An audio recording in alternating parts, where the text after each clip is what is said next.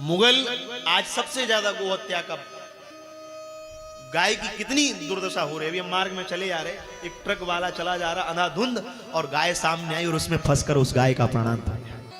क्या दुर्दशा हो भैया, ये बात हृदय पटल पर लिख लो। इस धरती पर अगर गाय सुरक्षित है तो धर्म सुरक्षित है, और अगर गाय सुरक्षित नहीं है तो धर्म की सुरक्षा अभी केवल कोरी कल्पना है। आज महाराज श्री अपनी वाणी में कह रहे थे, मुगल गायों को नहीं मारते थे। महाराज जी की वाणी, हम नहीं कह रहे ये बात, महाराज जी कह रहे थे मुगल अगर गायों को कभी मारते थे तो वो हिंदुओं को चिढ़ाने के लिए मारते थे। कभी गाय काटते थे तो हिंदुओं को चिढ़ाने के लिए। और हमारे भारतवर्ष की विशिष्टतम विभूति, अब उनका शरीर नहीं रहा, परम श्रद्धेय पूज्यपाद प्रातस्मरणीय अयोध्या वाले ब्रह्मलीन स्वामी श्री विंदेश्वर शुक्ल गुरु जी। विंदेश्वर शुक्ल गुरु जी कहते थे कि मुझे अपने 100 जन्म याद है, मुझे 100 जन्म याद है, ये मेरा 100वां जन्म है। महाराज जी से स्वयं अपनी वाणी में कहा, महाराज जी का नाम लेकर कहते, स्वामी जी मेरे 100 जन्म मुझे याद है, और 100 जन्म में मैं ब्राह्मण का शरीर लेकर आया। महाराज जी ने हाथ जोड़कर पूछा, महाराज जी आप बार बार अब जन्म लेकर क्यों आए?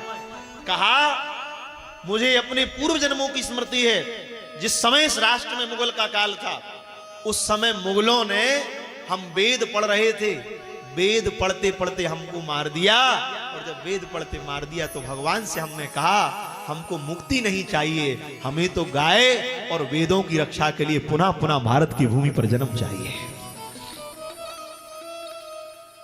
हमने उनका दर्शन किया भगवान की कृपा से, लगभग 3 वर्ष पहले ब्रह्मलीन हुए। ऐसे विलक्षण महापुरुष थे, दक्षिण भारत में उनके बिना यज्ञ नहीं होते थे। उस काल में भी गाय बची थी, इसलिए धर्म बचा रहा। फिर अंग्रेज आए, उन्होंने थोड़ा और अत्याचार किया गायों पर, धर्म का ह्रास हुआ। फिर 75 वर्ष पहले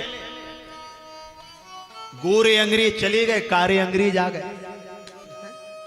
बात केवल इतनी परिवर्तित है, शिक्षा पद्धति को बदल दिया उन्होंने, पर फिर वर्तमान काल कुछ ऐसा चल रहा है जो सनातन धर्म के पक्ष में है। तो कहने का मूल भाव, सेवा के द्वारा सबको जीता जा सकता है। आप सेवा करिए, ये मत देखिए कोई हमको देख रहा है कि नहीं देख रहा, कोई क्या कर रहा है। भैया सेवा का मूल्य तो ठाकुर जी देंगे, आपकी सेवा व्यर्थ नहीं जा सकती।